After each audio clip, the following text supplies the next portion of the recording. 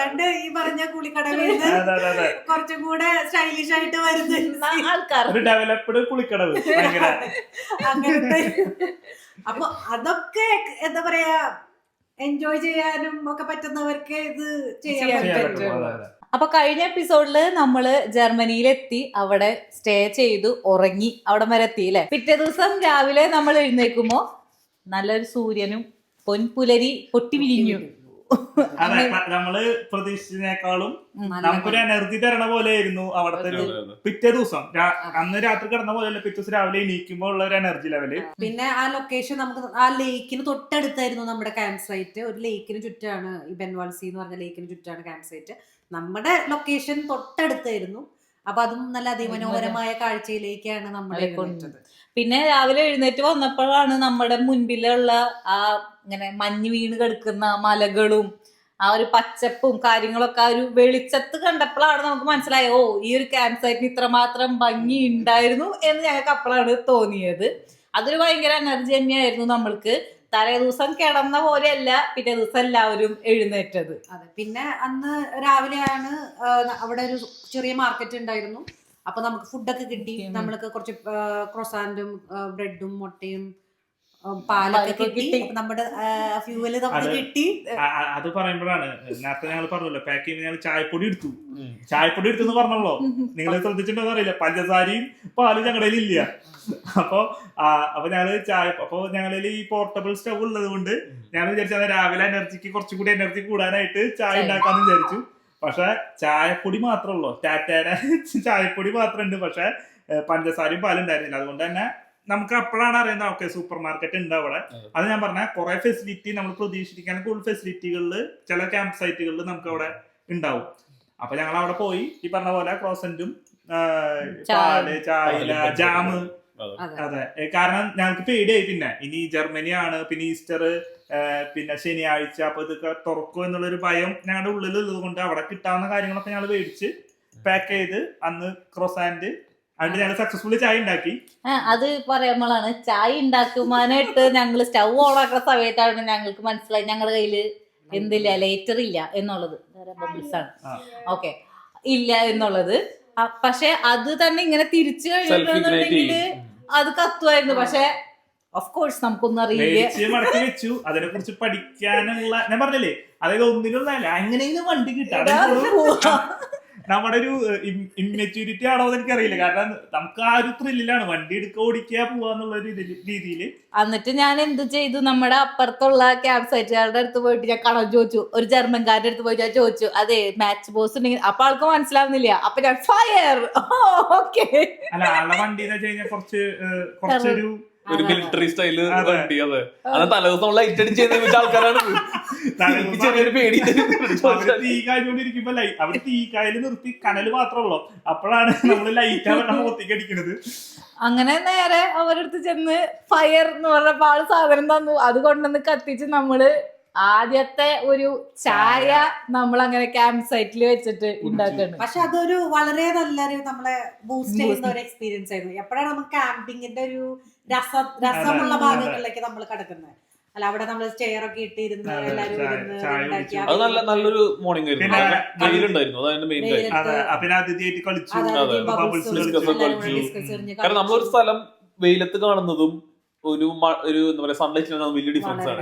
നമ്മുടെ നാട്ടിൽ നമുക്ക് അത്ര ഫീൽ ചെയ്യുക. കാരണം നാട്ടിൽ ഇപ്പം നല്ല വെയിലുള്ളതാണ്. ഇവിടെ ആ ഡിഫറൻസ് അറിയാം. ഒരേ സ്ഥലം തന്നെ നമ്മളിപ്പോ മൂടി കാണുന്നതും അതേ സ്ഥലം വെയിലത്ത് കാണുമ്പോഴും ഭയങ്കര ഡിഫറൻസ് ആണ്. അത് നമുക്ക് അന്ന് ശരിക്കും ഫീൽ ചെയ്തു. പിറ്റേ ദിവസം എഴുന്നേറ്റപ്പോ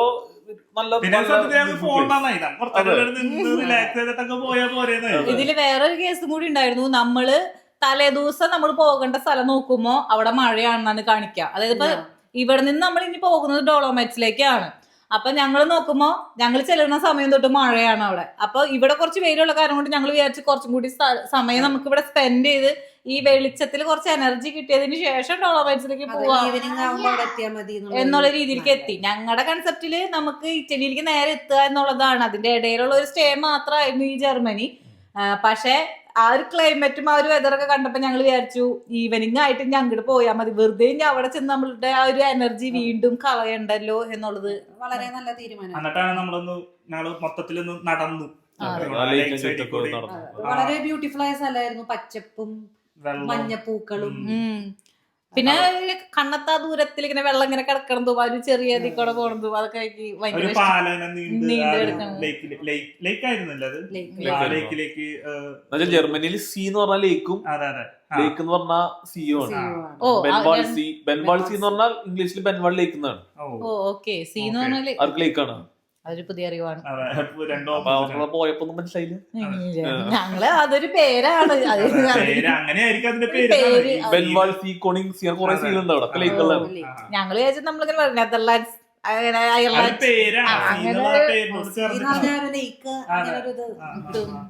പിന്നീട് നമ്മളത് കണ്ട് പിന്നീട് നമ്മള് പിന്നെ ഒരു ഉച്ച ചെക്കൗട്ട് ആയിരുന്നു. അപ്പോഴേക്കും കൊടകളും വണ്ടിയൊക്കെ മടക്കി കെട്ടി. അത് ഭയങ്കര പണിയായിരുന്നു. കാരണം നമുക്ക് ഇതുവരെ മുന്നേ ചെയ്തിട്ടില്ല. അപ്പൊ അതിന്റെ ഒരു ബുദ്ധിമുട്ടുണ്ടായിരുന്നു. പിന്നെ ഞങ്ങള് അവസാനം ആ ഒരു വണ്ടി മേടിക്കാൻ ആദ്യത്തെ ദിവസം വണ്ടി എടുക്കുന്ന സമയത്ത് ആ ഒരു പുള്ളിക്കാരൻ നമുക്ക് ഒരു ടെക്നിക്ക് പറഞ്ഞു തന്നു. നമ്മൾ എത്ര അടച്ചിട്ട് തടഞ്ഞിട്ട് സൈഡിൽ നിന്ന് കൂടി വലിക്കണം. അങ്ങനെയൊക്കെ ഞങ്ങൾ ഒരു വിധത്തിൽ അത് പാക്ക് ചെയ്തു. പിന്നെ ആദ്യത്തെ ക്യാമ്പ് സൈറ്റിൽ നമ്മൾ വിട പറഞ്ഞ് നമ്മൾ നേരെ പിന്നെ പോയത് ഡോളോമൈറ്റ്സ്. അതിന് മുൻപ് നമ്മൾ ഓടാൻ പോയി. കൂടുതൽ ടൈം അവിടെ സ്പെൻഡ് ചെയ്യാന്നുള്ളൊരു പ്ലാനിലായിരുന്നു. നമ്മളെ കാസിൽ കാണാൻ വേണ്ടി പോയി. ആ സ്ഥലം വളരെ ബ്യൂട്ടിഫുൾ സ്ഥലം തന്നെയാണ്. അവിടെ തന്നെ 2-3 ദിവസം സ്പെൻഡ് ചെയ്യാനുള്ള ഉണ്ട് ആക്ച്വലി. കാരണം ഇങ്ങനെ ഒരുപാട് ഹൈക്കിംഗ് ട്രെയിൽസും ഉണ്ട്. പിന്നെ ആ കാസിൽ ഒരു വലിയൊരു ഹില്ലിലാണ്, അങ്ങോട്ട് ഹൈക്ക് ചെയ്യാം. അങ്ങനെ ഒരുപാട് ആക്ടിവിറ്റീസ് ഉള്ള എനിക്ക് എപ്പോഴും ക്യാമ്പ് സൈറ്റുകളുടെ അടുത്ത് ഇങ്ങനെ ആക്ടിവിറ്റീസ് ചെയ്യാനായിട്ട്, അതായത് കാർ എടുത്ത പോലെ വണ്ടി എടുത്ത് പോവാതെ സൈക്കിളിലോ നടന്നോ പോവാൻ പറ്റുന്ന കുറെ ആക്ടിവിറ്റീസ് ഉള്ള ഒരു സ്ഥലങ്ങളിലായിരിക്കും മിക്കവാറും ഈ ക്യാമ്പ് സൈറ്റുകളൊക്കെ. പക്ഷെ അത് ഭയങ്കര നല്ലൊരു പച്ചപ്പ് നിറഞ്ഞു തൂങ്ങി നിൽക്കണ ഒരു നീലാകാശം, പച്ച ഭൂമി, അപ്പൊ അത് കഴിഞ്ഞ് ഞങ്ങൾ ആ ഒരു അവനക്കൂടെ അന്ന് ഭയങ്കര ട്രാഫിക് ആയിരുന്നു. നമുക്ക് ഒന്നാമത്തെ കാസിൽ കാണണമെന്നുണ്ടായിരുന്നു. പക്ഷെ അത് ഭയങ്കര ട്രാഫിക് ആണ്. പിന്നെ അത് കഴിഞ്ഞ് വരുമ്പോൾ നമുക്ക് അടുത്ത സ്പോട്ട് ടൈറ്റ്ലി പാക്കഡ് ആയതുകൊണ്ട് തന്നെ നമുക്ക് ഇത്ര സമയത്തിന് മാക്സിമം ഒരു ബഫർ ഉണ്ട്. ഈ ബഫർ കഴിഞ്ഞ് പോയാൽ നമ്മുടെ അടുത്ത സ്പോട്ട് മിസ്സാവും. അപ്പൊ ഞങ്ങൾ വിചാരിച്ചു അത് കാണണ്ട, നമുക്ക് കാക്കലന്ന് കണ്ട് ഞങ്ങള് തിരിച്ചു പോരുന്ന വഴിയിൽ തന്നെ നമ്മൾ അവിടെ നിന്ന് തന്നെ ഒരു റെസ്റ്റോറന്റ് ചൈനീസ് റെസ്റ്റോറന്റില് ഫുഡ് കഴിക്കാണ് ഉണ്ടായത്. നല്ല ഫുഡായിരുന്നു. അതില് ഇൻട്രസ്റ്റിംഗ് ആയിട്ട് തോന്നിയത് പഴംപൊരി പ്ലസ് ഐസ്ക്രീം കഴിച്ചു നമ്മള്. Pazhampori plus ice cream, pineapple plus ice cream, pineapple പൊരി, pineapple not fried pineapple. John American ജോബ്സി അല്ല, സാധാരണ നമ്മള് ഇപ്പൊ തൃശ്ശൂർ മിങ് പാലസിലൊക്കെ പോയിട്ട് അമേരിക്കൻ ജോബ്സ് എന്ന് പറഞ്ഞു കഴിഞ്ഞാൽ കുറച്ച് ഡീപ് ഫ്രൈ ചെയ്ത നൂഡിൽസ് പോലത്തെ സംഭവത്തിൽ എഗ് കാര്യങ്ങളൊക്കെ ഇട്ട് ചിക്കൻ പീസ് കിട്ടാറ്. ഇതെന്ന് പറയണത് ജസ്റ്റ് കുറച്ച് കറി പോലെ ഉണ്ടാക്കി അതിൽ കുറച്ച് ബീഫിന്റെ പീസസ് ഒക്കെ ആയിട്ടുള്ളൊരു, അത് ചോറും ഒരു ചൈനീസ് ചിരട്ട കൊണ്ട് അമേരിക്കൻ പറഞ്ഞിട്ടില്ല, ചോപ്സി എന്നാണ്. അപ്പൊ തൃശ്ശൂര് കിട്ടുന്ന ചോപ്സി അല്ല, ജർമ്മനിയിൽ കിട്ടുന്ന ചോപ്സി എന്നുള്ളത് മനസ്സിലായി. ഇനി ഏതാണ് യഥാർത്ഥ ചോപ്സി എന്ന് ഞാൻ കണ്ടിട്ടില്ല. ആർക്കെങ്കിലും അറിയെങ്കിൽ കമന്റ് ചെയ്യാം എങ്ങനെ ഇരിക്കുന്നില്ല. കാരണം എനിക്ക് ചോറും ചോറും ഈ പറഞ്ഞ പോലെ കറിയാണ് കിട്ടിയത്. ഇതന്നെ നമ്മള് നാട്ടിൽ കഴിക്കുന്നത് വേറെ ഒരു രീതിയിലായിരുന്നു. പക്ഷെ എന്നാലും വയറ് നിറഞ്ഞു. പിന്നെ എനിക്ക് അങ്ങനെ സ്പെസിഫിക്കലി ഫുഡ് വേണമെന്നില്ലാത്തത് കൊണ്ട് വയറ് നിറഞ്ഞു. പിന്നെ അത്യാവശ്യം കുറച്ച് സ്പൈസസ് ഒക്കെ നമ്മള് തായി ഒക്കെ കഴിച്ചത്. നല്ല തേങ്ങാപ്പാലിട്ട ചിക്കൻ കറിയും ഇതൊക്കെ ആയിരുന്നു. ഫ്രൈഡ് റൈസ് എടുത്ത് പറയേണ്ടതായിരുന്നു. എനിക്ക് ഭയങ്കര ഇഷ്ടപ്പെട്ടു. നല്ല രസമുണ്ടായിരുന്നു. ചിക്കൻ ഫ്രൈഡ് റൈസ് ആയിരുന്നു. അപ്പൊ അത് കഴിഞ്ഞ് പിന്നീടാണ് നമ്മള് ആ ഒരു ക്യാമ്പ് സൈറ്റും അതിനോടനുബന്ധിച്ചുള്ള സ്ഥലങ്ങളും വിട്ട് ഡോളോമൈറ്റ്സിലേക്കുള്ള പോകുന്ന വഴിക്ക് നമ്മള് സൂപ്പർ മാർക്കറ്റിൽ കയറി. അന്ന് സൂപ്പർ മാർക്കറ്റ് ഓപ്പൺ ആയിരുന്നു. അപ്പൊ ആ സ്ഥലം വിട്ട് കുറച്ച് കഴിഞ്ഞിട്ടാണ് ലിഡിലാണ് നമ്മൾ പോണത്. അല്ല, ലിഡിലാണ് നമ്മൾ പോയി. ലിഡിലിൽ നിന്ന് കുറച്ച് അത്യാവശ്യം വീണ്ടും ബ്രെഡും സാധനങ്ങളും ചിക്കൻ നമ്മൾ വാങ്ങിച്ചു. ചിക്കൻ മാഗ്നേറ്റ് ചെയ്ത് വാങ്ങിച്ചു. കാരണം നമുക്ക് അവരൊക്കെ ചെയ്യണ കണ്ടപ്പോൾ ഒരു ആവേശം വന്നിട്ട് ഞങ്ങൾ പറഞ്ഞു അടുത്ത ക്യാമ്പ് സൈറ്റിൽ പോകുമ്പോ നമുക്ക് എന്തായാലും ചിക്കന്റെ എന്തെങ്കിലും വേണം എന്നുള്ളത്.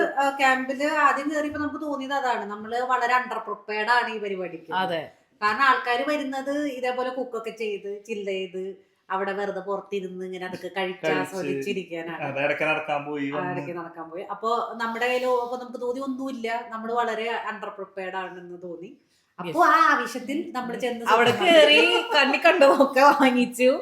അങ്ങനെ നമ്മള് പിന്നീട് അത് മേടിച്ച് നമ്മൾ നേരെ പിന്നെ ഡോളോമൈറ്റ്സിലെ നമ്മളുടെ ക്യാമ്പർ സൈറ്റിലേക്ക് അതൊരു 2-3 hours Drive പിന്നെ അല്ല സത്യത്തില് എനിക്ക് തോന്നുന്നു ആ ഒരു ജേണിയാണ് എനിക്ക് ഏറ്റവും ഇഷ്ടപ്പെട്ടത്. കാരണം അന്ന് ഭയങ്കര ക്ലൗഡി ആയിട്ടുള്ള ഒരു ട്രാവലിംഗ് കഴിഞ്ഞിട്ട് പിന്നെ ഭയങ്കര സണ്ണി ആയിട്ട് യാത്ര ചെയ്യുമ്പോ മലകളുടെ ഒരു ഭംഗിയും ആ ഒരു പച്ചപ്പ് ഇലകള് ഇതൊക്കെ ഭയങ്കരമായിട്ട് എനിക്ക് ഭയങ്കരമായിട്ട് ഇഷ്ടമായി. അത് ആൽപ്സിലോട്ടുള്ള ഡ്രൈവ് ആണല്ലോ. നമ്മള് തലേദിവസം ചെയ്ത് നമ്മളിപ്പോ ജർമ്മനി വഴി വരാണ്, അതിൽ കാണാൻ പ്രത്യേകിച്ചൊന്നുമില്ല. അതെ, ഇത് നമ്മൾ ആക്ച്വലി ജർമ്മനിന്ന് ഓസ്ട്രിയ ക്രോസ് ചെയ്തിട്ടാണ് ഇവിടെ പോകുന്നത്. അത് ആ ഹൈവേ കുറച്ച് എക്സ്പെൻസീവ് ആണ് ടോൾ, കാരണം അത് പോകുന്നത് ആൽപ്സ് വഴിയാണ്. അടിപൊളി ഹൈവേ ആയിരുന്നു. എന്നുവെച്ചാൽ നമുക്ക് നല്ലൊരു സ്പോർട്സ് കാർ ഒക്കെ ഉണ്ടെങ്കിൽ ശരിക്കും എൻജോയ് ചെയ്യാൻ പറ്റുന്ന ഒരു ഹൈവേ ആണ്. നല്ല കേൾവി, നല്ല മെയിൻറ്റൈൻഡ് റോഡ്സ് ഒക്കെ ആയിരുന്നു. അത് വളരെ എൻജോയബിൾ ഡ്രൈവ്. നല്ല സ്പീഡ് ലിമിറ്റും ഉണ്ട് അവിടെ ഓടിക്കാനായിട്ട്. നല്ല കറിയ റോഡ്സിലും 70-90 ഒക്കെ പലയിടത്തുണ്ടായിരുന്നു. അപ്പൊ എനിക്കത് ഭയങ്കരമായിട്ട് ഇഷ്ടപ്പെട്ടു. കാരണം ഈ സ്വിറ്റ്സർലാൻഡിന്റെ ഒരു ആൽപ്സ് മൊത്തം ഇങ്ങനെ വട്ടത്തിൽ നിൽക്കുമ്പോൾ അതിന്റെ ഇപ്പുറഭാഗവും ഏകദേശം അതേപോലെ തോന്നിക്കുന്ന അതിനേക്കാൾ കൂടുതൽ ചില സമയത്ത് എനിക്ക് തോന്നിയിരുന്നു ആ ഒരു മലകളും ആ ഒരു വഴിയും. അങ്ങനെ എനിക്ക് തോന്നുന്നു അധികം ഓടിച്ചില്ല, ആ മലകളുടെ ഇടയിൽ എത്തി. ആ ഒരു മലയുടെ അടുത്ത് തന്നെയാണ് നമ്മുടെ ക്യാമ്പർ സൈറ്റ് ആയിരുന്നത്.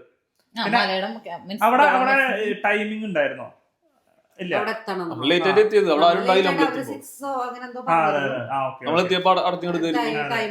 ആരും റിസപ്ഷൻ ഒക്കെ ക്ലോസ്ഡ് ആയിരുന്നു. അപ്പൊ അവിടെ ഒരു ഫോൺ നമ്പർ ഉണ്ടായിരുന്നു. അപ്പൊ അതിന് വിളിച്ചപ്പോ അവര് ഇതൊരു ഫാമിലി റൺ ക്യാമ്പ് സൈറ്റ് ആയിരുന്നു. അപ്പൊ എനിക്ക് വിളിക്കുമ്പോ കേൾക്കാം ബാക്ക്ഗ്രൗണ്ട് കുട്ടികൾ കളിക്കുന്നത് അങ്ങനെയൊക്കെ. അപ്പൊ അവര് പറഞ്ഞു നിങ്ങൾ ഏതെങ്കിലും ഒരു സൈറ്റിൽ കൊണ്ടിട്ടിട്ട് ആ നമ്പർ വിളിച്ച് പറഞ്ഞാൽ മതി, അവർ ഇലക്ട്രിസിറ്റി ഒക്കെ ഓൺ ചെയ്ത് തരാമെന്ന് പറഞ്ഞു. ഈ camp site exactly opposite of നമ്മുടെ ജർമ്മനി ക്യാമ്പ് സൈറ്റ്. നമ്മുടെ മുമ്പ് ക്യാമ്പ് സൈറ്റ് ഭയങ്കര തിരക്കും, പിന്നെ ജർമ്മനി ആണല്ലോ ആസ് യൂഷ്വൽ എല്ലാം ഭയങ്കര ഓർഗനൈസ്ഡും സ്ട്രിക്റ്റ് ഒക്കെയാണ്. നമുക്ക് അവിടെ പോകുന്നു, നമ്മുടെ സ്ലോട്ട് തരുന്നു. ഇവിടെ എത്തുമ്പോ നേരെ ഓപ്പോസിറ്റ് ആണ്. ഒരു ഓപ്പൺ ഏരിയ, നല്ല നല്ല അടിപൊളി സ്ഥലം, ചുറ്റും പിന്നെ മൗണ്ടൻസ് ഒക്കെ ആയിട്ട് എന്റെ മനസ്സിലുണ്ടായ ക്യാമ്പ് സൈറ്റ് അങ്ങനെയായിരുന്നു. ആരും ഇല്ല, പക്ഷെ അതാണ് ആരും ഇല്ല. അവര് 2-3 വണ്ടിയിൽ അവിടെ എടുക്കുന്നുണ്ട്. മനുഷ്യന്മാരൊന്നും പുറത്തില്ല, ഇവർ ഓഫീസൊക്കെ അടഞ്ഞെടുക്കാണ്. വിളിച്ചപ്പോ ആസ് യൂഷ്വൽ ഇറ്റാലിയൻ റിലാക്സ്ഡ് വേ, എവിടെയെങ്കിലും വണ്ടി ഇട്ടോ എന്നിട്ട് വിളിച്ചു പറഞ്ഞാൽ മതി, ഞങ്ങൾ ഓൺ ചെയ്യാൻ പവർ എന്ന് പറഞ്ഞു. നമ്മളൊന്നും ഈ പറഞ്ഞ പോലെ ഒന്നും പേ ചെയ്തോ ഒന്നും ചെയ്തിട്ടില്ല, ജസ്റ്റ് മെയില് വാക്കാൽ പറഞ്ഞ ഒരു കരാറേ ഉള്ളൂ ഇതില്. അപ്പൊ ഇവര് നാളെ വരുമ്പോ കാണാമെന്ന് പറഞ്ഞു അവര്, അത്രേ ഉള്ളൂ അതില്. അത് എനിക്ക് നമ്മൾ നിന്ന ക്യാമ്പ് സൈറ്റുകളില് സീനിക്ക് ഏറ്റവും കൂടുതൽ ഉണ്ടായിരുന്ന ഒരു സ്ഥലം. എനിക്ക് പിന്നെ ഫെസിലിറ്റീസും നമ്മുടെ ബാത്റൂമും അതൊക്കെ സൂപ്പർ ആയിരുന്നു. അത് ഒരു ഹോംലി ഫീല് തോന്നി അവിടെ. പിന്നെ പ്രൈവസി ഉണ്ടായിരുന്നു, ആരും ഇല്ല. നമ്മളെ കൂടാതെ ഒരു 5 പേരുണ്ടാവും അവിടെ, അത്രേ ഉണ്ടായുള്ളൂ. എന്നാൽ നമുക്ക് ഒട്ടും പേടിക്കേണ്ട രീതിയില്ല. കാരണം നമുക്ക് ഇവിടെ നോക്കി കഴിഞ്ഞാൽ അവിടെ ഒരു വണ്ടി ഉണ്ട്, അവിടെ അവര് ചെയ്യുന്നത് കാണാം. എന്നാൽ നമുക്ക് അത്യാവശ്യത്തിലേറെ പ്രൈവസി ഉണ്ട്, സ്ഥലമുണ്ട്. അതായത് നമ്മൾക്കിപ്പോ ഒന്ന് ഉറക്കെ ചിരിക്കണമെങ്കിലും ചിരിക്കാനുള്ള ഒരു ഇത് ഉണ്ടായിരുന്നു. മറ്റേത് വെച്ച് നമ്മള് വാതിലൊക്കെ അടയ്ക്കുമ്പോ ഇങ്ങനെ സൂക്ഷിച്ചിട്ട്, കാരണം അപ്പുറത്തെ ക്യാമ്പ് ഇത് കുറച്ചും കൂടി റിലാക്സ്ഡ് ആയിട്ടുള്ള ഒരു മോഡായിരുന്നു. പിന്നെ നമ്മൾ അന്ന് രാത്രി അന്നാണ് നമ്മുടെ മെയിൻ ഡിഷ് നമ്മൾ പ്രിപ്പയർ ചെയ്തത്. നമ്മള് പുറത്ത് വെച്ച് ബീഫ് കുക്ക് ചെയ്ത്. അതെ, അത് പക്ഷെ അവിടെ കുക്ക് ചെയ്യാൻ ഭയങ്കര ബുദ്ധിമുട്ടായിരുന്നു, കാരണം നല്ല കാറ്റുണ്ടായിരുന്നു. പിന്നെ നമ്മൾ കൊണ്ടുപോയത് നമ്മുടെ ഡെക്കാത്തറോന്റെ ചെറിയ സ്റ്റൗവാണ്. അതില് എത്രത്തോളം ആയാലാണ് അതൊന്ന് വാടി വരാന്ന് പിന്നീട് നമുക്ക് മനസ്സിലായത് നമ്മൾക്ക് വണ്ടിയിലകത്ത് ചെയ്യാം എന്നുള്ളത്. നമുക്കറിയായിരുന്നു, പക്ഷെ വണ്ടിയിലകത്ത് സ്റ്റവ് ഇതൊക്കെ ഒരേപോലെ നമുക്ക് വിചാരിച്ചു. പക്ഷെ വണ്ടിയിലകത്ത് സ്റ്റവ് കുറച്ചും കൂടെ പവർഫുൾ ആണ്. മാത്രമല്ല കാറ്റിന് പ്രശ്നമില്ല വണ്ടി ചെയ്ത് അടച്ചിട്ട് ചെയ്താല് ഈ കാറ്റിന് പ്രശ്നമില്ലായിരുന്നു. അത് പിന്നെ വണ്ടികളെ മടിക്കാണ് നമ്മൾ ചെയ്യാൻ ഉള്ളിലൊക്കെ ചെയ്യണം. അപ്പൊ പിന്നെ ഉള്ളത് വെച്ച് നമുക്ക് ക്യാമ്പറിന് പോവാന്ന് പറയുമ്പോൾ നമ്മൾ ഫുൾ പ്രിപ്പയർഡ് ആയിരിക്കണം. അതായത് എനർജി, അതായത് എന്ത് ചെയ്യണം, അത് കഴിക്കണം അങ്ങനെ ഒരു ശരിക്കും നമ്മളുടെ എന്താ പറയാ സാധാരണ ടൂറല്ല. എന്നാ കൊറേ സൈറ്റ് സീയിങ് ഇല്ലെങ്കിൽ നമുക്ക് റിലാക്സ്ഡ് ആയിട്ട് ഇരുന്ന് ചെയ്യാൻ പറ്റുന്ന ഒരു പരിപാടി. പക്ഷെ നമ്മളെ സംബന്ധിച്ച് ക്യാമ്പറും നമുക്ക് എക്സ്പീരിയൻസ് ചെയ്യണം, സൈറ്റ് സീയിങ്ങും നമുക്ക് കാണണം. അങ്ങനെ ഫുൾ നമ്മള് സെറ്റ് ആയിട്ട് കഴിഞ്ഞത്ര മുതലാക്കണം. അപ്പൊ അങ്ങനെ അന്ന് രാത്രി നമ്മള് ആ ബീഫും നമ്മള് ക്യാമ്പറിനകത്ത് തന്നെ ടേബിളൊക്കെ സെറ്റ് ചെയ്ത് പുറത്തേക്ക് ഫിറ്റ് ചെയ്യാൻ പറ്റിയില്ല. മാത്രമല്ല അവിടെ മഴ ചെറുതായിട്ട് മഴയും കാറ്റൊക്കെ തണുപ്പുണ്ടായിരുന്നു. നമ്മള് ക്യാമ്പിന്റെ ഭാഗത്ത് കുഴപ്പമില്ല, നമ്മള് കുറെ നേരം സംസാരിച്ചൊക്കെ ഇരുന്ന് അന്നത്തോടു കൂടി നമ്മൾ ഏകദേശം ആ വണ്ടിയായിട്ട് സാധനങ്ങൾ എവിടെ വെക്കണം, അതെ. ഇപ്പൊ എന്ന് ഉപയോഗിക്കുന്ന ടോയ്ലറ്ററീസ് അങ്ങനത്തെ സാധനങ്ങൾ എവിടെ വെക്കണം എന്നുള്ള ഒരു ഐഡിയ നമുക്ക് വന്നു. പിന്നെ ഞങ്ങൾക്ക് ഒരു ബാഗ് ഉണ്ട്. അപ്പൊ ഞങ്ങൾ ഇങ്ങനെ ആ ബാഗ് പറയാം കുളിക്കടവിലായിട്ട് പോവാണ്. കാരണം നമ്മള് പണ്ട് കണ്ടിട്ടില്ല ഇങ്ങനെ മാറാപ്പൊക്കെ കെട്ടിങ്ങനെ ആ ഒരു സെറ്റപ്പാണ് ശരിക്കും. ഒരു ചെറിയ ബാഗ് ഇട്ട് നമുക്ക് കൊണ്ടുപോകാനായിട്ടുള്ള സാധനങ്ങളും കാര്യങ്ങളൊക്കെ അതിലിട്ടിട്ട് കൊണ്ടുപോകും. ഞാൻ ഈ ജർമ്മനിയില് രാവിലെ എഴുന്നേറ്റപ്പോ കാണുന്ന കാഴ്ച ഇതാണ്. ഇവര് ഈ ബാത്റൂം ഇട്ടിട്ട് നായനും കൊണ്ട് ഇങ്ങനെ പോകുന്നു. വേറെ സ്ത്രീകളെ മുടിയിൽ ടവൽ ഇങ്ങനെ ഇട്ടിട്ട് ബാത്റൂമിൽ ഏതാണ്ട് ഈ പറഞ്ഞ കുളിക്കടവിൽ കുറച്ചും കൂടെ സ്റ്റൈലിഷ് ആയിട്ട് വരുന്ന ആൾക്കാർ ഡെവലപ്ഡ് കുളിക്കടവ് അങ്ങനത്തെ. അപ്പൊ അതൊക്കെ എന്താ പറയാ എൻജോയ് ചെയ്യാനും ഒക്കെ പറ്റുന്നവർക്ക് ഇത് ചെയ്യാൻ പറ്റും. അങ്ങനെ അന്ന് രാത്രി നമ്മൾ കുറെ സംസാരിച്ചു. കുറച്ച് ലേറ്റ് ആയി, 12 മണിക്ക് അത് കിടന്നു. അന്ന് പക്ഷെ എനിക്ക് ഉറങ്ങി, കുഴപ്പമൊന്നും ഉണ്ടായില്ല. വാൻ നല്ല സ്റ്റേബിൾ ആയിരുന്നു. പിന്നെ ബെഡൊക്കെ നമ്മള് യൂസ്ഡ് ആയി. പിന്നെ പിറ്റേ ദിവസമാണ് പിറ്റേ ദിവസം നമ്മൾ പ്ലാൻ ചെയ്തിരുന്നാണ്. ഞാൻ പറഞ്ഞ എന്ത് സംഭവിച്ചാലും നമ്മൾ മാറ്റി വെക്കില്ല, മഴ പെയ്താലും ഇടിവെട്ടിയാലും നമ്മുടെ ഹൈക്കിങ്. പക്ഷെ അന്ന് നമ്മുടെ ഫോർകാസ്റ്റുകളൊക്കെ വീണ്ടും നല്ല സണ്ണൊന്നും ഇല്ലെങ്കിലും അത്യാവശ്യം അത്യാവശ്യം കുറച്ച് ബ്ലൂ കളർ സ്കൈ നമുക്ക് കാണാൻ പറ്റുന്നുണ്ടായിരുന്നു. അപ്പൊ ഹൈക്കിങ്ങിനെ കുറിച്ച് ഏറ്റവും എക്സൈറ്റഡ് ആയിരുന്നത് ഞാനാന്ന് തോന്നുന്നു. ഞാൻ ഒരിക്കലും ഒരു വർക്കിംഗ് ഡേ നേരത്തെ എഴുതേക്കാറുണ്ട്. ഞാനേ എല്ലാരെക്കാളും മുമ്പ് ഞാനന്ന് രാവിലെ നോക്കിയപ്പോഴേ ഞങ്ങളൊക്കെ എഴുന്നേറ്റ് വരണല്ലോ. ഒരാള് അപ്പയ്ക്കും ഗ്യാസ് എടുക്കുന്നു, ബ്രെഡ് ഓംലേറ്റ് ഉണ്ടാക്കി ഞങ്ങളൊക്കെ വിളിച്ചേൽപ്പിക്കുന്നു. ഞങ്ങളാണെങ്കിൽ ഒക്കെ മുത്തുമണിയന്മാര് എല്ലാവരും നല്ല സുഖമായിട്ട് കിടന്നുറങ്ങാം. അപ്പൊ എനിക്കിനി വിഷമം വരും നിങ്ങൾ എഴുന്നേറ്റില്ലെങ്കിൽ. ഞാനാണെങ്കിൽ ഈ പറഞ്ഞല്ലോ നമ്മൾ എന്തിനു ചെയ്യണമെങ്കിൽ ഈ സ്ലൈഡിംഗ് ഡോർ വലിച്ചു ബാഗ് ഞാൻ ഇതൊക്കെ ചെയ്തില്ല. എന്നിട്ട് ഇവര് എഴുന്നേറ്റില്ലെങ്കിൽ അത് വെറും കള്ളോറക്കാണെന്ന് ഞാൻ മനസ്സിലാക്കി. ഞാൻ നോക്കുമ്പോ അല്ലെങ്കിൽ ഏറ്റവും ആദ്യം എടുക്കുന്നത് സഞ്ജുചേട്ടനാ. സഞ്ജുചേട്ടൻ ആദ്യം ഓർക്കും, ഞാനൊന്നും അറിയണില്ല. അല്ല എഴുന്നേറ്റ് പോയി മല കയറണ്ട, ഞാൻ എന്തിനാ കഷ്ടപ്പെട്ട്. ചേച്ചിയാണെങ്കിൽ ഒരു നിലയ്ക്ക് ഉറങ്ങാൻ സമ്മതിക്കണില്ല. കുക്ക് ചെയ്യുന്നുണ്ട്, അടയ്ക്കുന്നത് എന്തൊക്കെയാണ് നടക്കുന്നത്. അപ്പൊ ഞാൻ മുത്തിനോട് ഏറ്റോ മതി വെള്ളമൊക്കെ വരുമ്പോ നമുക്ക് എണീക്കാന്ന് പറഞ്ഞാൽ എണീക്കും. കാരണം നമുക്ക് ഈ ഹൈക്ക് ചെയ്യാൻ തുടങ്ങേണ്ട സ്ഥലത്തേക്ക് ഒരു 2 hours ഡ്രൈവ് ഉണ്ടായിരുന്നു. ഞാൻ മാക്സിമം ഈ ഹൈക്ക് സ്റ്റാർട്ട് ചെയ്യുന്ന സ്ഥലത്തിന് അടുത്ത് നമ്മുടെ ക്യാമ്പ് സൈറ്റ് വേണമെന്ന് വിചാരിച്ചിട്ടാണ് നോക്കിയത്. പക്ഷെ ഞാൻ കാര്യം മനസ്സിലാക്കിയത് ഡോലോമൈറ്റ്സില് സീസൺ തുടങ്ങുന്നത് മെയ്യില്, നമ്മുടെ വിന്റർ സീസൺ അവസാനിക്കുന്നത് ഏതാണ്ട് ഫെബ്രുവരിയോ മാർച്ചിലോ ആണ്. അപ്പോൾ എനിക്ക് സ്കീയിങ്ങിനൊക്കെ ആൾക്കാർ മാർച്ചിൽ വരും. ഇപ്പൊ മാർച്ച് തൊട്ട് മെയ് വരെ ഏതാണ്ട് ഒരു വെക്കേഷൻ പോലെയാ. അപ്പൊ ഒരുപാട് ക്യാമ്പ് സൈറ്റ്സ് അടഞ്ഞു കിടക്കുന്നു. ഇത് നമുക്ക് എന്തോ ലക്കിന് കിട്ടിയതാണ്.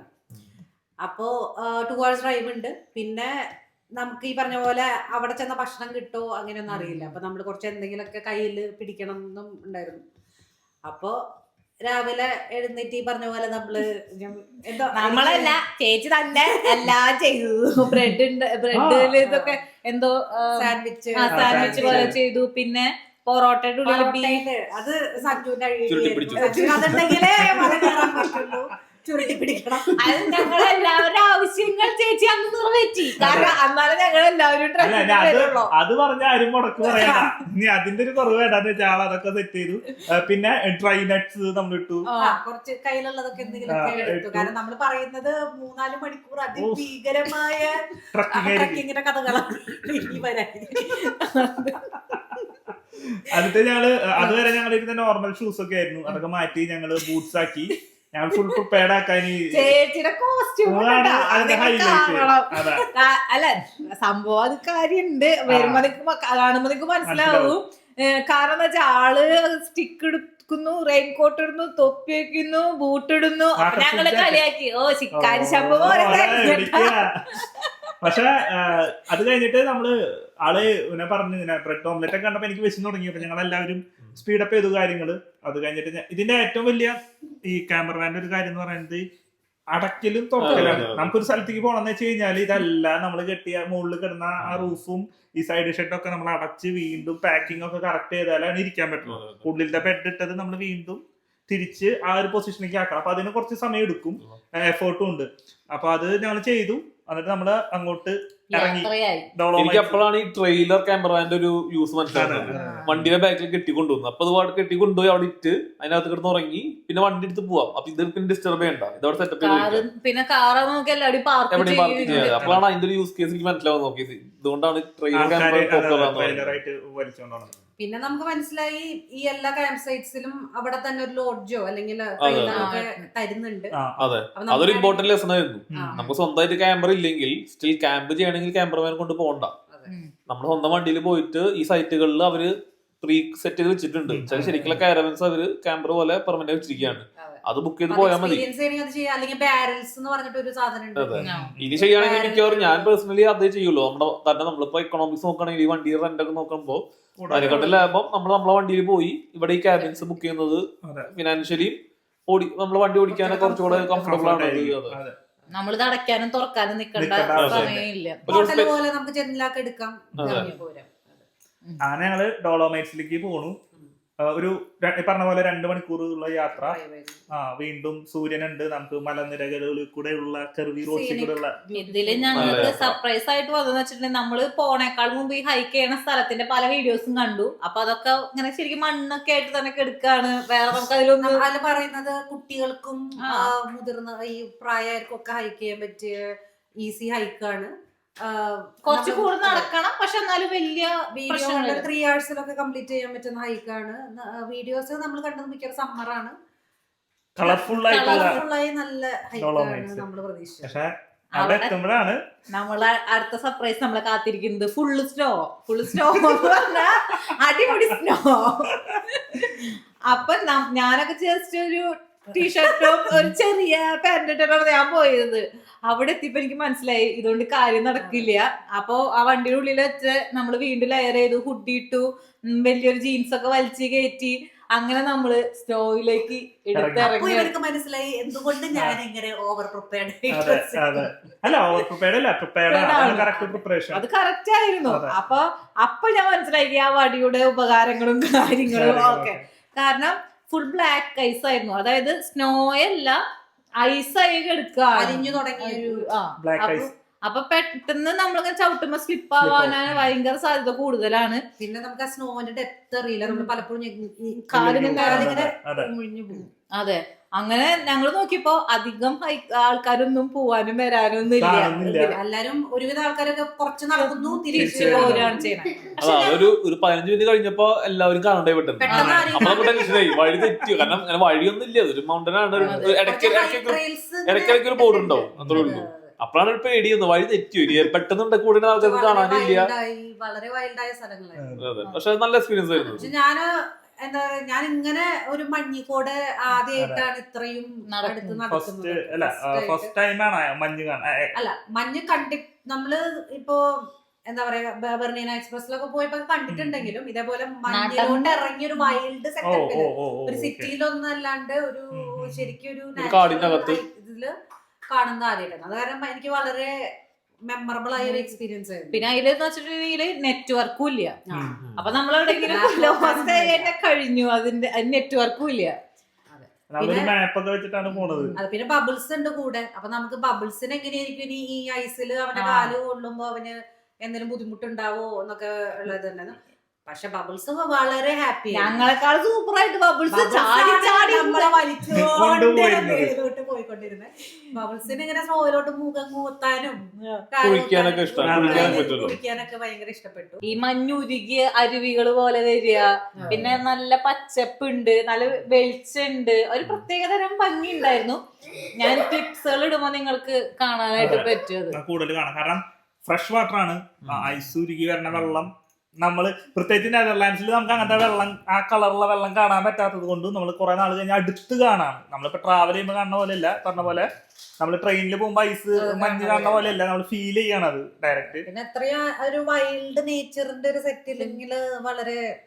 അതെ, ഞാൻ കുറച്ച് പേടിച്ചു. കാരണം ഈ പറഞ്ഞ പോലെ സീഗുൾഡേയിൽ പോകുന്ന സമയത്ത് ഞാൻ പറഞ്ഞില്ല, നമ്മളൊപ്പം വന്ന ഒരു പയ്യൻ വീഴാനൊക്കെ പോയി, അവർ കൊക്ക പോലത്തെ ഒരു സ്ഥലത്തേക്കൊക്കെ. അത് കാരണം കൊണ്ട് തന്നെ എനിക്ക് ഈ മഞ്ഞ് കാണുമ്പോ ഒരു പേടിയുണ്ട് നമുക്ക് നടക്കാനായിട്ട്. അപ്പൊ ചേച്ചിയുടെ കയ്യിലെ കോല് ഉണ്ടായിരുന്നല്ലോ. അപ്പൊ ഞാൻ അവിടെ കുറച്ച് ചുള്ളിക്കമ്പുകൾ ഇങ്ങനെ വെട്ടിയിട്ടിട്ടുണ്ടായിരുന്നു. അതിൽ നിന്ന് 2 എണ്ണമൊക്കെ എടുത്ത് ഞാനും എന്റെ ഒരു നടന്നിട്ടുണ്ടായിരുന്നത്. അതെ, അപ്പൊ വടി കൊണ്ട് നടന്ന എന്റെ അതെ. അല്ല, ഞാനത് പാക്ക് ചെയ്യണ നേരത്ത് ഞങ്ങളിങ്ങനെ ട്രൈപോഡൊക്കെ എടുത്ത് വെക്കാണ്. ചേച്ചിയുടെ വടി അന്ന് ടാഗ് പോലും പൊട്ടിച്ചിട്ടില്ലേ, ഇതൊക്കെ ഉപയോഗം വരുമോ എന്നൊക്കെ വെച്ചിട്ടാണ് ഞാൻ വെക്കണത്. പക്ഷെ അത് ഉപയോഗം വന്നു. അതിലും കൂടുതൽ വേണമായിരുന്നു. ചേച്ചിയാണ് ട്രെക്കിങ്ങിന് പോവാനായിട്ട് അത്ര അധികം ഇതെടുത്തത്. അപ്പൊ ചേച്ചി പറയട്ടെ ചേച്ചിയുടെ ട്രെക്കിംഗ് അനുഭവങ്ങൾ. അതെ, അപ്പൊ നമ്മൾ ഈ പറഞ്ഞ ഐസ് നമുക്കൊരു സർപ്രൈസ് എലമെന്റ് ആയിരുന്നു. അപ്പൊ നമ്മള് ഈ പക്ഷെ ഈ ബൂട്ട്സ് ഒക്കെ നമ്മള് റെയിനിന് വേണ്ടിയാണ് വാങ്ങിയത്. പക്ഷെ അത് ഉപയോഗപ്പെട്ടു. അപ്പൊ ഇത് ഈ പറഞ്ഞ പോലെ കുറച്ച് കഴിഞ്ഞപ്പോഴേക്കും കൂടെ നടന്നവരൊന്നും ഇല്ലാണ്ടായി തുടങ്ങി. കാരണം ഈ സ്നോ മിക്കവാറും ആരും ഈ ഒരു ഇങ്ങനെ ഹൈക്കിങ്ങിന് പ്രിപ്പയർഡ് ആയിട്ടല്ല അങ്ങോട്ട് വന്നിട്ടുള്ളത്. അപ്പോ നമ്മള് പിന്നെ കുറച്ച് നടന്ന്, പിന്നെ കുറച്ച് എലവേഷൻ ഉണ്ട്, എലവേറ്റഡ് ആയിട്ട് നടക്കണേ. നമ്മള് കുറച്ച് റെസ്റ്റ് ഒക്കെ എടുത്ത് വീണ്ടും നടന്നു. അപ്പൊ ഈ ട്രാക്കിൽ നിന്ന് വേറൊരു ട്രാക്കിലോട്ട് മാറേണ്ട ഒരു സാഹചര്യം. പിന്നെ അവിടെ എത്തിയപ്പോഴേക്കും നമ്മളൊരു 1 to 2 hours ഹൈക്ക് ചെയ്തിട്ടുണ്ടാവും. അവിടെ എത്തിയിട്ട് പിന്നെ നമുക്ക് പിന്നെയും വളരെ ഹൈറ്റിലോട്ട് കയറാണ്. പിന്നെ അവിടെ നിന്ന് വരുന്നവരൊക്കെ ഷൂവില് സ്പൈക്സ് ഒക്കെ വെച്ചിട്ടാണ് ട്രക്ക് ചെയ്തോണ്ടിരുന്നത്. അപ്പൊ അത്രയും ഗിയേഴ്സ് ഉണ്ടെങ്കിൽ ഇനി അങ്ങോട്ടേക്ക് മുന്നിൽ പോകാൻ പറ്റും. കുറച്ച് പിന്നെ അഡ്വഞ്ചറസ് കൂടും നമ്മളിങ്ങനെ മുകളിലേക്ക് കയറുകയാണ്. കാരണം അത്രയും സ്ലിപ്പറി ആണ്. പിന്നെ അത്രയും ഹൈറ്റിലേക്ക് വീണ്ടും പോയിക്കൊണ്ടിരിക്കുകയാണ്. അപ്പൊ നമുക്കത് അബാൻഡൻ ചെയ്യേണ്ട വന്നു പിന്നെ അവിടെ എത്തിയിട്ട്. പക്ഷെ ഓഫ് കോഴ്സ് ആ ഒരു ഇത് ഹൈക്കും അവിടെ നിന്നുള്ള വ്യൂ വരെ ഗംഭീരമായിരുന്നു. അങ്ങനെ അതിന്റെ താഴ്വരയിൽ നിന്നിട്ട് നമ്മൾ പൊതിഞ്ഞു കൊണ്ടുപോയ പൊറോട്ട ബീഫും പിന്നെ സാൻഡ്വിച്ച് കഴിച്ചില്ല. പൊറോട്ട ബീഫ് കഴിച്ചപ്പോ നമ്മുടെ ഏകദേശം വിശപ്പ് മാറിയിട്ടുണ്ടായിരുന്നു. പിന്നെ തിരിച്ചു വന്നത് നമ്മളൊരു സാധാരണ റോഡ് പോലെ തിരിച്ചിറങ്ങി റോഡിൽ കൂടെ ചുമ്മാ അതെ, പാട്ടും പാടി അന്താക്ഷരികൾ അതൊരു 1/2 hour to 45 minutes നടത്തുണ്ടായിരുന്നു ടൗണില്. അപ്പൊ നമ്മള് ഒരു മനുഷ്യനും ഇല്ല ആ ഭാഗത്ത്, ഒരു മനുഷ്യനും ഇല്ല. അപ്പൊ ഞങ്ങളുടെ ധൈര്യത്തിന് വേണ്ടി ഞങ്ങൾ അങ്ങോട്ട് പാട്ടൊക്കെ പാടി ഇത് മറക്കാനായിട്ട് പല കളിച്ചിട്ടാണ് നമ്മള് പാട്ടൊക്കെ പാടി എൻഗേജ് ചെയ്ത് നടന്നു. അത് കഴിഞ്ഞ് താഴത്തെത്തി. പിന്നെ നമ്മൾ നേരെ പോയത് അല്ല, നമ്മൾ അവിടെ കുറച്ച് റെസ്റ്റ് ചെയ്തു, താഴ്വാരയിൽ കുറച്ച് റെസ്റ്റ് ചെയ്തു. പിന്നെ നമ്മൾ നേരെ പോയത് ലേക്ക്. അപ്പൊ നമ്മള് ലേക്ക് കാണാൻ പോയി. അപ്പൊ ലേക്ക് നമ്മുടെ മനസ്സിലുണ്ടായിരുന്നു ഈ പറഞ്ഞ പോലെ നമ്മള് വീഡിയോസിലൊക്കെ കണ്ട ഇങ്ങനെ ബോട്ട്, ക്രിസ്റ്റൽ ക്ലിയർ വെള്ളത്തിലെ ബോട്ട് ഇങ്ങനെ വുഡൻ കളറ് ബോട്ട്. അതെ, അപ്പൊ നമ്മുടെ ഐഡിയ ആളൊഴിഞ്ഞ ടൈമില് ഈ ലേക്ക് നമ്മുടെ സ്ഥലത്തുനിന്ന് വളരെ അടുത്തായിരുന്നു. അപ്പോ രാവിലെ 7 മണിക്ക് പോയാലും ഉണ്ടാവില്ല, ഒറ്റയ്ക്ക് ഇങ്ങനെ ബോട്ട് ചെയ്യാം എന്നൊക്കെയാണ് നമ്മുടെ മനസ്സിൽ. പക്ഷെ നമ്മുടെ ഹൈക്ക് നമ്മൾ വിചാരിച്ചതിനേക്കാളും മുമ്പ് കഴിഞ്ഞ് തിരിച്ചെത്തിയ കാരണം നമ്മൾ അവിടേക്ക് പോവാമെന്ന് വിചാരിച്ചു. അതെ, അപ്പൊ ഞങ്ങള് വിചാരിച്ചു പിന്നെ പിറ്റേ ദിവസം മോർണിംഗ് പോവാണെങ്കിൽ ഞാനൊരു ഡോക്യുമെന്റിൽ വായിച്ചു ഓറഞ്ച് കളർ നിറമായിരിക്കും, പിന്നെ സൂര്യൻ ഉദിച്ചു വരുമ്പോ അതിന് ഒരു ബ്ലൂയിഷ് ആൻഡ് ഗ്രീനിഷ് കളർ വരും എന്നൊക്കെ കണ്ടപ്പോ നമ്മള് അതൊക്കെ വിചാരിച്ചെങ്കിലും നേരത്തെ എത്തിത്തരാം. അപ്പൊ നമുക്ക് അതും കൂടി കഴിഞ്ഞു കഴിഞ്ഞാൽ നാളെ മോർണിംഗ് കുറച്ചും കൂടി നേരം ഉറങ്ങാലോ എന്ന് വിചാരിച്ച് നമ്മള് അങ്ങോട്ടേക്ക് പോകാന്ന് വെച്ചു. അവിടെ എത്തിയപ്പോഴാണ് നമ്മൾ ആ എടുത്ത ഡിസിഷൻ വളരെ നന്നായി എന്നുള്ളത് മനസ്സിലാവുന്നത്. കാരണം ലേക്കിന് വെള്ളം ഉണ്ടായില്ല. വെള്ളം ഉണ്ടായില്ല എന്ന് വെച്ചാൽ വെള്ളം വളരെ കുറവായിരുന്നു. അപ്പൊ ഈ ബോട്ട് ജെട്ടിയൊക്കെ ഇങ്ങനെ പൊക്കത്തിൽ നിൽക്കുകയാണ്. അപ്പൊ ഇതും ഞങ്ങൾക്കപ്പൊ മനസ്സിലായത് ഈ സമ്മർ ആവുമ്പോ ഈ ആൽപ്സിന്നും മഞ്ഞുരുകി ഇനി അത് ഫില്ലാവണം. അപ്പോഴാണ് ബോട്ടിംഗ് ഒക്കെ ഇനി നടക്കുള്ളൂ. സീസൺ ആവുന്നേ ഉള്ളൂ. അതിന് മുന്നാണ് നമ്മള് ഈ പറഞ്ഞ സ്ഥലങ്ങളിൽ എത്തിപ്പെടണത്.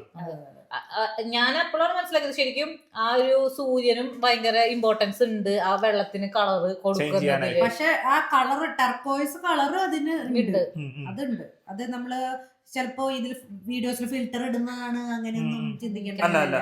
അതിന്റെ അടുത്ത് നിന്ന് നമ്മൾ 2-3 ഫോട്ടോസ് എടുത്തിട്ടുണ്ട് ആ ഒരു കളർ കിട്ടാവുന്ന സ്ഥലത്ത്. സംഭവം അതിമനോഹരം തന്നെ ആ മലകളില്. പിന്നെ ഏറ്റവും ഇഷ്ടപ്പെട്ട അവിടെ ഒരു ഹോട്ടൽ ഉണ്ടായിരുന്നു. അതായത് അത് തുറക്കുമ്പോ തന്നെ നമുക്ക് ഈ ലേക്കും, അതെ, അത് ഭയങ്കര അടിപൊളി. അത് പഴയൊരു ബിൽഡിങ്, ആ ഒരു കല്ലില് അതും മാച്ച് ചെയ്തിട്ട് നിക്കണ. അതെ അതെ, അപ്പൊ അതും നല്ല രസമുണ്ടായിരുന്നു. പിന്നെ അതായിരുന്നു ആ ദിവസത്തെ നമ്മളുടെ നമ്മള് ഡോളോമൈറ്റ്സ് ഉദ്ദേശിച്ചിരുന്നത് ഒരു ഹൈക്കും ഒരു ലേക്കും കാണാ എന്നുള്ളതായിരുന്നു. നേരെ നമ്മൾ തിരിച്ച് വീണ്ടും നമ്മളുടെ ക്യാമ്പ് സൈറ്റിൽ വന്നു. ആ സമയത്താണ് നമ്മുടെ പോപ്പ് മരിക്കുന്നത് അവിടെ. അന്നാണ് മരിക്കണത്. നമ്മൾ അറിഞ്ഞത് പിറ്റേ ദിവസം ഇറ്റലിക്ക് പോകുമ്പോഴാണ് അറിഞ്ഞത്. വെനീസിലോട്ട് അതെ, പോകുമ്പോഴാണ്. പക്ഷെ അന്ന് ആള് മരിച്ചിരുന്നു. അതെ, അപ്പോഴേക്കും അതിന്റെ ഞങ്ങൾക്കൊരു ടെൻഷൻ ഉണ്ടായിരുന്നു. വീണ്ടും ഇറ്റലിയാണ്, വറ്റിക്കാൻ, റോം, സ്ഥലങ്ങളൊക്കെ ഉൾപ്പെടുന്ന സ്ഥലത്താണ്. അപ്പൊ എന്തൊക്കെയാണ് ഇനി വീണ്ടും കടകൾ അടയ്ക്കോ, ഞങ്ങൾക്ക് ഫുഡിന്റെ കാര്യങ്ങൾ എങ്ങനെയാണെന്നൊക്കെ ഒന്നും അറിയണ്ടായിരുന്നില്ല.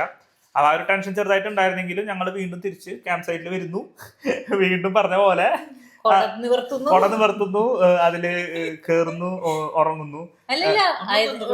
അന്ന് നമ്മള് ചിക്കൻ ഫ്രൈ ഓക്കെ അവിടെ മറന്നു. അവിടെ എത്തുന്നു. അതിനുശേഷം നമ്മള് ക്യാമ്പർ വാനിലെ ഗ്യാസ് ഓൺ ചെയ്ത് അന്നാണ് ക്യാമ്പർ സൈറ്റിന്റെ ഗ്യാസ് നമ്മൾ ഓൺ ചെയ്യുന്നത്. അത് കഴിഞ്ഞ് ക്യാമ്പർ വാനിന്റെ സ്റ്റവ് യൂസ് ചെയ്തു. അന്ന് നമുക്ക് അവിടെ ഭയങ്കര ആ ഒരു ക്യാമ്പർ സൈറ്റ് ഭയങ്കര റിലാക്സിങ് ആയിരുന്നു. അപ്പൊ അത് കാരണം നമ്മള് പതിയെ അതൊക്കെ ഓൺ ചെയ്ത് ഉണ്ടാക്കി കുളിയൊക്കെ കഴിഞ്ഞ് വന്ന് അതിന്റെ ഉള്ളിൽ തന്നെ നമ്മൾ സീറ്റ് സെറ്റ് ചെയ്ത് ഹീറ്റിംഗ് ഒക്കെ ഓൺ ചെയ്ത് അതിലിരുന്ന് ഫുഡൊക്കെ കഴിച്ചു. അതൊരു നല്ല പിന്നെ അവിടെ നമ്മൾ കണ്ടതാണ് ഡയറക്റ്റ് ആൽപ്സിന്ന് വരണ ഉരുകിയ വരണ പൈപ്പ്. ഞാൻ ആദ്യം ഈ പൈപ്പ് കേടാകാന്ന് നോബില്ല. നിങ്ങൾ പറഞ്ഞപ്പോഴാണ് എനിക്ക് മനസ്സിലായി. അതെ, അത് ഉരുകി വരണ വെള്ളം ഞങ്ങൾ അതിന്ന് എടുത്തു, കുറച്ച് വെള്ളം. അത് ഞാനൊരു റീൽ ഇട്ടിട്ടുണ്ടായിരുന്നു, അതിന്ന് കുറച്ച് വെള്ളം കുടിക്കുന്നത്. അപ്പൊ കൊറേ കമന്റ്സ് വന്നു, ആരെങ്കിലും മുകളിൽ ഇരുന്ന് മൂത്രം പോയിച്ചിട്ട് അത് പിന്നെ കുറച്ച് ബാക്ടീരിയോസോ പോയപ്പോ നമുക്ക് ചെയ്യേണ്ടി വന്നു. അതെ, അല്ല അത് സ്വാഭാവികമാണ്. വരാൻ ഉറപ്പൊന്നും പറയാൻ പറ്റില്ല അങ്ങനത്തെ കാര്യങ്ങളില്. പിന്നെ എനിക്ക് തോന്നുന്നു നമ്മൾ അന്ന് വീണ്ടും അവിടെ ഫ്രഷ് ആയി, പറഞ്ഞ പോലെ നല്ല ടോയ്ലറ്റ്സും നല്ല ബാത്റൂമുകളും ഉള്ളപ്പോ നമ്മൾ എന്തുകൊണ്ട് നമുക്കൊരു ആക്രാന്ത് വന്നു കുളിക്കാനായിട്ട്. നല്ല ചൂടുവെള്ളമൊക്കെയാണ്. അത് കഴിഞ്ഞ് വന്ന് നല്ലോണം ഉറങ്ങി.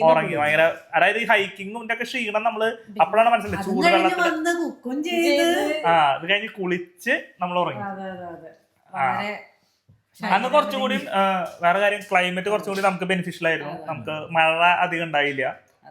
പിന്നെ ഒരു കാര്യം എടുത്തു പറയേണ്ടത് ക്യാമ്പർ വാനിന്റെ ഹീറ്റിംഗ് അടിപൊളിയായിരുന്നു.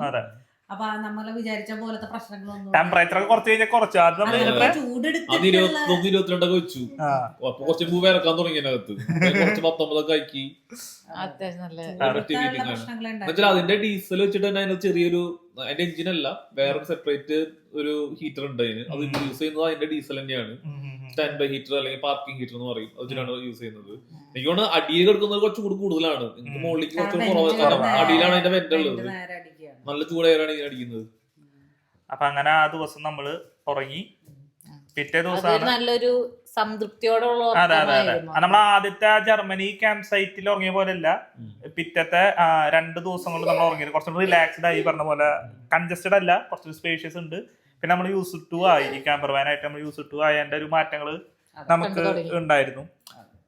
അങ്ങനെ ആ ദിവസം കഴിഞ്ഞു. പിന്നെ പിറ്റേ ദിവസം നമ്മൾ എഴുന്നേൽക്കുന്നു. പിന്നെ നമ്മള് വെനീസിലേക്കുള്ള യാത്രയാണ്. അപ്പൊ ഇങ്ങനത്തെ നമ്മുടെ യാത്ര ഡോളോമൈറ്റ്സ് കഴിഞ്ഞ് വെനീസിലേക്കാണ്. അപ്പൊ നമുക്കത് അടുത്ത എപ്പിസോഡിൽ കാണാം. അപ്പൊ എല്ലാവർക്കും ബൈ.